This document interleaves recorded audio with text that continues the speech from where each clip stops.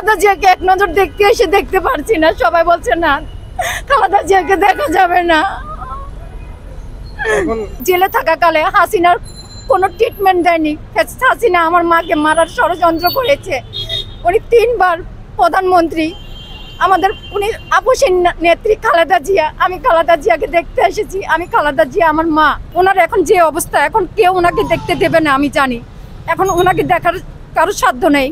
ওনার অবস্থাহীন, উনি এখন খুব অসুস্থময়। এখন আমি ওনাকে চেয়েছিলাম দূর থেকে দেখতে। আমার জানটা নিয়ে আল্লাহ তাকে বাঁচিয়ে দেখ। আমি এই জন্য এসেছি, আল্লাহর কাছে বলেছি, আল্লাহ তুমি আমার জান নিয়ে তুমি আমার খালেদা জিয়াকে বাঁচিয়ে দাও। খালেদা জিয়াকে এক নজর দেখতে এসে দেখতে পারছি না। সবাই বলছে না, খালেদা জিয়াকে দেখা যাবে না।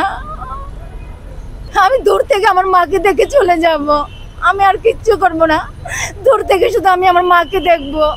আমি হাসিনার ফাঁসি চাই। আমার দেশবাসীর কাছে, আমার প্রিয় দেশবাসীর কাছে আমি হাসিনার ফাঁসি চাই। হাসিনা যেন এই বিপদ থেকে যেন হাসিনাকে কেউ অরক্ষা না করে।